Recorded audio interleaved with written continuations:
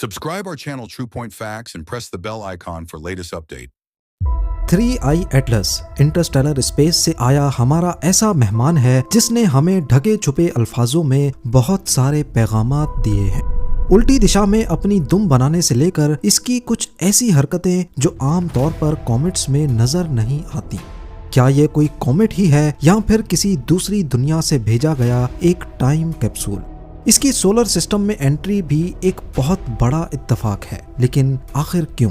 और दिसंबर 2025 में 3i Atlas के साथ ऐसा क्या होने जा रहा है जिसका पूरी साइंटिफिक कम्युनिटी को बेसब्री से इंतजार। नाजरीन, 3i एटलस की ये कहानी जुलाई 2025 की एक ठंडी रात से शुरू होती है, जब हवाई, चिली और साउथ अफ्रीका में मौजूद टेलीस्कोप्स का एक बहुत बड़ा नेटवर्क अपने रोजमर्रा के काम में मसरूफ था।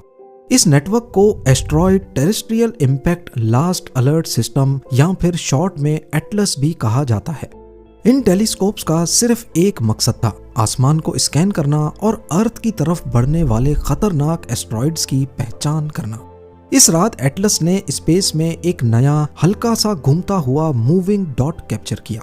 पहले तो ये सिर्फ एक नया मामूली एस्ट्रॉइड लग रहा था, लेकिन जल्द ही एक्सपर्ट्स की कैलकुलेशन ने सबको हैरान कर दिया और इसकी सबसे बड़ी वजह थी इसकी स्पीड।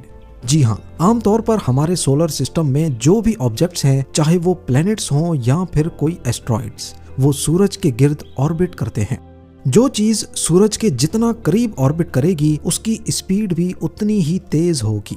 जैसे मार्स तकरीबन 24 किलोमीटर पर सेकंड की स्पीड से ऑर्बिट करता है, यानी 86,400 किलोमीटर पर आवर। इसी तरह अर्थ की स्पीड 29.8 किलोमीटर पर सेकंड है, वीनस की 35 और सूरज के सबसे करीब होने की वजह से मरक्यूरी की स्पीड 47.9 किलोमीटर पर सेकंड है।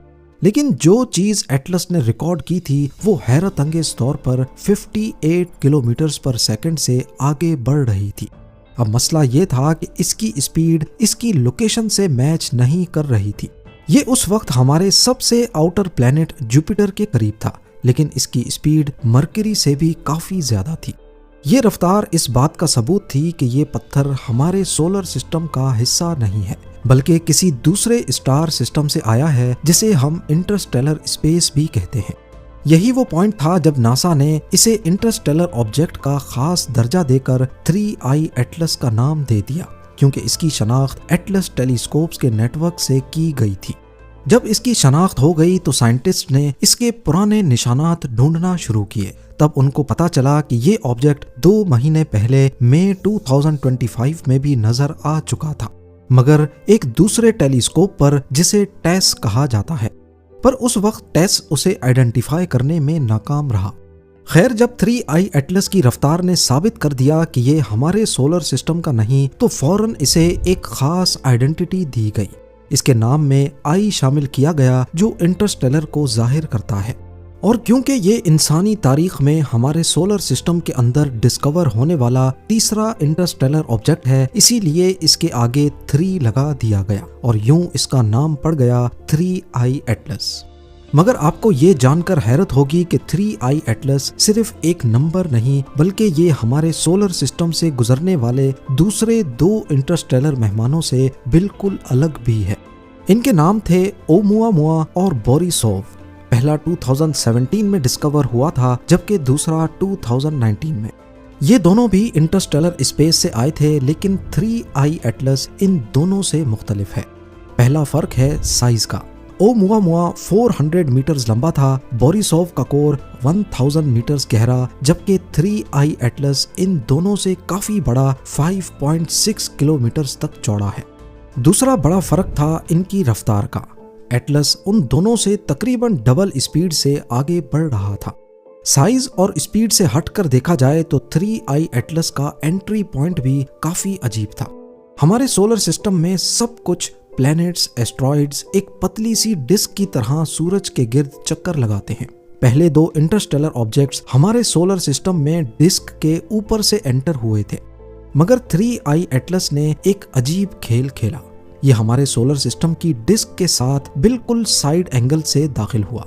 एक्सपर्ट्स का मानना है कि इस तरह बिल्कुल सीधी लाइन में आना बिल्कुल वैसा ही है जैसे तीर का सही निशाने पर लगना।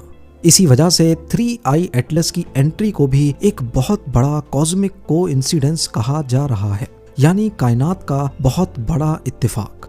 पर आखिर 3I एटलस हमारे सोलर सिस्टम में आया कहां से है? 3I एटलस का असल ठिकाना तलाश करना एक तरह से वक्त में सफर करने जैसा था। जब साइंटिस्ट ने इसकी बेहद तेज रफ्तार और इसके सीधे रास्ते की जांच पड़ताल की तो वो इस नतीजे पर पहुंचे कि ये किसी ऐसे अनआइडेंटिफाइड स्टार सिस्टम से आया है जो इस वक्त हमारी मिल्की वे के कोर में मौजूद है। आपको यहाँ बताते चलें कि हमारे सोलर सिस्टम की तरह हमारी मिल्की वे गैलेक्सी भी एक पतली डिस्क शेप में है। यहाँ नए सितारे बनते हैं और ये बहुत भीड़ वाला इलाका है। लेकिन इस पतली डिस्क को अगर 3D में देखा जाए तो कोर के ऊपर और नीचे एक बहुत ही कम भीड़ वाला कदीम इलाका है जिसे थिक डिस्क कहते हैं।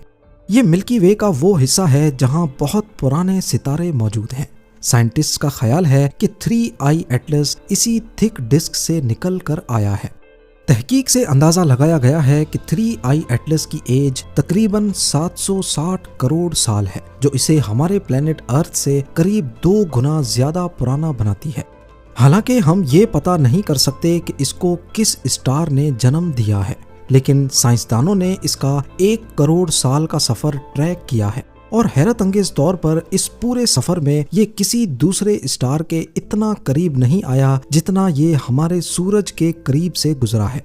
जब 3I एटलस ने हमारे सोलर सिस्टम की बाउंड्री को टच किया तो ये चीज किसी तेज रफ्तार बेखौफ मुसाफिर से कम नहीं थी। उस वक्त ये सूरज से बहुत दूर जुपिटर के ऑर्बिट से भी बाहर सर्द और अंधेरी स्पेस में मौजूद था।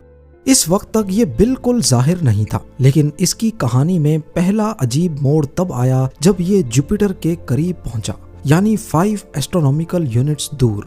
एस्ट्रोनॉमिकल यूनिट्स या फिर AU क्या होता है, आइए आसान अल्फाज में जानते हैं। अर्थ से सूरज तक के फासले को 1 AU कहा जाता है। तो जब 3I एटलस सूरज से 5 AU करीब पहुंचा तो उसने अपना असल रंग दिखाना शुरू कर दिया। आमतौर पर कॉमेट्स इतनी दूर फ्रोजन फॉर्म में ही रहते हैं, लेकिन 3I एटलस ने 5 AU दूर ही अपने गिर्द धुआं बनाना शुरू कर दिया। इस धुएं के बादल को कोमा कहा जाता है। इतनी दूर ही कोमा का बनना इस बात का सबूत था कि 3I एटलस में ज्यादातर कार्बन डाइऑक्साइड मौजूद है, एक ऐसी ड्राई आइस जो सूरज की हल्की सी भी गर्मी से पिघलना शुरू हो जाती है।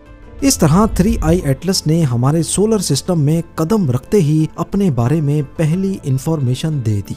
उसके बाद ये हमारे सोलर सिस्टम के 2 अहम प्लैनेट्स के ऑर्बिट को काटकर अंदर दाखिल हुआ। सबसे पहले ये जुपिटर के ऑर्बिट में आया, इसके बाद ये मार्स के ऑर्बिट को चीरता हुआ आगे बढ़ता रहा। 3 अक्टूबर 2025 को 3I एटलस का सबसे दिलचस्प मंजर सामने आया। इसने मार्स के पास से गुजरते हुए किसी भी प्लेनेट से सबसे करीबी मुलाकात की। इस वक्त मार्स पर मौजूद नासा के रोवर्स और प्रोब्स ने आसमान में इस कदीम मेहमान की झलक भी कैप्चर की। मार्स के आसमान में ये कैप्सूल नुमा कॉमेट असल में 3I एटलस ही है। बेशक रोवर्स पर लगे कैमराज इस मकसद के लिए डिजाइंड नहीं थे, लेकिन फिर भी ये यादगार फोटो तारीख में हमेशा याद रखी जाएगी। अक्टूबर 29, 2025 को ये सूरज के सबसे करीबी पॉइंट से गुजरा जो 1.4 एस्ट्रोनॉमिकल यूनिट्स दूर है। ये वो वक्त था जिसका साइंटिस्ट को बहुत इंतजार था, क्योंकि इस वक्त 3I एटलस पर सबसे ज्यादा गर्मी पड़ेगी और इसके बारे में जानने का इससे अच्छा मौका और कोई नहीं होगा। लेकिन बदकिस्मती से 29 अक्टूबर को ये सूरज के करीब से गुजरा तो सही, पर अर्थ से ये मंजर दिख नहीं पाया, क्योंकि हम सूरज की इस साइड पे हैं तो 3I एटलस सूरज के पीछे से गुजर गया। सूरज के फ्लेयर की वजह से हमारे टेलीस्कोप्स इसकी पीक एक्टिविटी को देख नहीं पाए।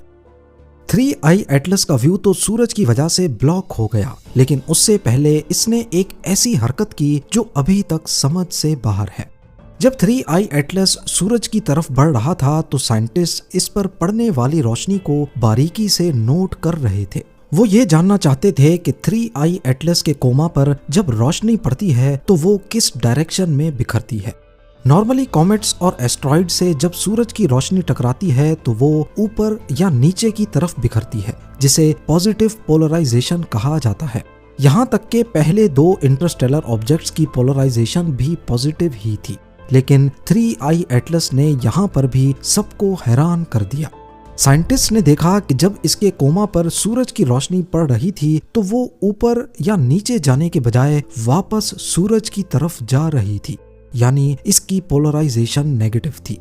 हैरत की बात यह थी कि 3I एटलस की पोलराइजेशन सिर्फ नेगेटिव ही नहीं बल्कि इतनी ज्यादा नेगेटिव थी कि ये किसी भी ऑब्जेक्ट में अब तक डिस्कवर की गई सबसे एक्सट्रीम नेगेटिव पोलराइजेशन थी। पर इसमें सिर्फ नेगेटिव पोलराइजेशन ही इसको सबसे अलग नहीं बनाती। जैसा कि आपने पहले जाना कि 3I एटलस ने जुपिटर जितनी दूरी पर ही अपने गिर्द गैस का बादल बना दिया था, यानी इसे बहुत दूर ही गर्मी लगना शुरू हो गई। एक तरफ इस कोमा से हमें ये मालूम पड़ा कि इस कॉमेट में ज्यादातर ड्राई आइस मौजूद है। वहीं साइंटिस्ट ने नोटिस किया कि इस गैस के बादल में निकल के पार्टिकल्स भी मौजूद हैं।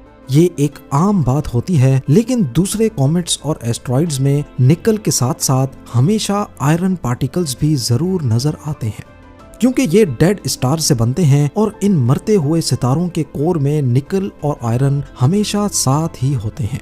पर 3I एटलस में पहले आयरन के निशानात मौजूद ही नहीं थे। आयरन की कमी वाकई एक मिस्ट्री थी और यहाँ पर भी 3I एटलस ने सबको हैरान किया। बाद में जब ये सूरज के और ज्यादा करीब आया तो अचानक इसके कोमा में आयरन भी दिखना शुरू हो गया। इस अजीब कॉमेट का ये बिहेवियर साबित करता है कि ये किसी अजनबी निजाम से आया है और इसका स्ट्रक्चर हमारे सोलर सिस्टम के रूल से काफी अलग है। अगर आपको लग रहा है कि 3I एटलस में सिर्फ यही अनोखी चीजें थीं, तो ऐसा नहीं है। एक और मकाम पर भी इसने नासा के साइंटिस्ट को हैरान किया है।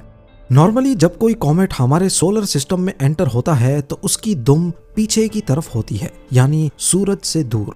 पर हैरानकुन तौर पर जब 3I एटलस हमारे सोलर सिस्टम में एंटर हुआ तो इसकी दुम सूरज की तरफ बन रही थी, यानी जिस डायरेक्शन में वो आगे बढ़ रहा था।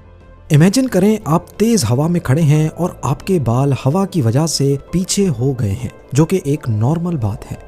पर अगर अचानक आपके बाल हवा के अगेंस्ट आगे की तरफ हो जाएं तो आपको कैसा लगेगा? ठीक वैसे ही साइंटिस्ट 3I एटलस की उल्टी दुम को देखकर चौंक उठे, जिसने साबित किया कि ये कोई आम पत्थर नहीं है।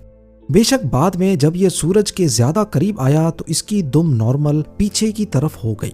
इस अजीब फिनोमेनॉन पर भी अभी तक रिसर्च चल रही है। अब अपडेट ये है कि सूरज के पीछे से निकलने के बाद 3I एटलस तेजी से हमारे सोलर सिस्टम से बाहर निकल रहा है, मगर इसकी रुखसती से पहले 2 अहम इवेंट्स होने बाकी हैं, जिनको साइंटिस्ट देखने के लिए बेसब्री से इंतजार कर रहे हैं।